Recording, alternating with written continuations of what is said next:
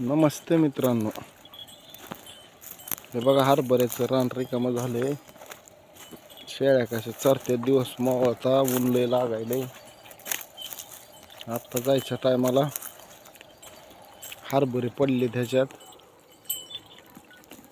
ही इचून खायली ती. काय दिवस मावळा गेलाय. गावाकडे जायचं नियोजन आहे. आणि ही मोरकानं त्याच्या जोडचे बकरे इकायचे. बकरे आहेत 4 आपल्याकडं.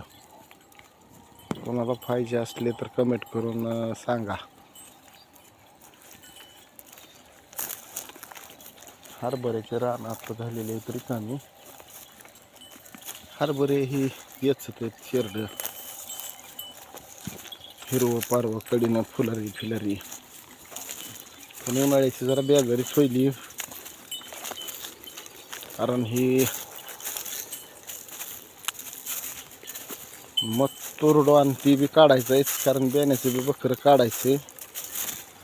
रानात ऊस लावल्याच्या अवघानं परेशानी होईल. कोण घेणार जर असलं तर ह्याच्यातल्या पाठी काही शेळ्या काही काढायच्यात. कोणी घेणार असलं तर बघावं, काही बकरं आहे.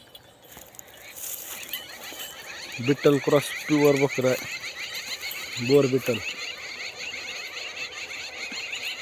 एक नंबर क्वालिटीचं बकरं आहे. लावणीला एकदम ॲक्टिव्ह बकरं आहे. कोण घेणार सांभाळणार जर इच्छुक असला तर योग्य दरात देऊ आपण, काही अडचण नाही त्याची.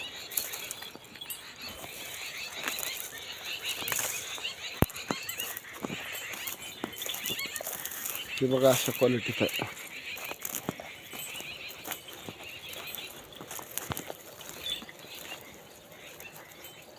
हे बकरा, डोळे गारोळे आहेत. कानाची लेंथ एकदम एक नंबर आहे. आणि साईज वजन 1.5 वर्ष नाही अजून झालेलं नाही. सण वर्ष 14-15 महिन्याचं आहे पिलू ते. आणि शेळ्या पाठी आहे त्याच्यात 2-3 अजून पाठी बी काढायच्यात. कोण घेणार इच्छुक असले तर कमेंट करून सांगा. सांभाळणारा लायकीचे शेरड आहेत. सांभाळणारं कोणी शेळीपालन जर करणार इच्छुक असले तर योग्य दरात आणि एकदम खात्रीशीर, कारण नाही व्यापार नाही आपला. शेरड घरचे असल्याच्या अवघानं का एकदम एक नंबर क्वालिटीचे जनावर आहेत तर देऊ. कोण घेणार इच्छुक असलं तर अवश्य कमेंट करून सांगा. कारण का ही बी लांबखानी पाठ आहे. 8चं नंबर आहे. कशा 3 पाठी आहेत, 3-4 आहेत. घेणार कोण इच्छुक असलं तर सांगा कमेंट करून.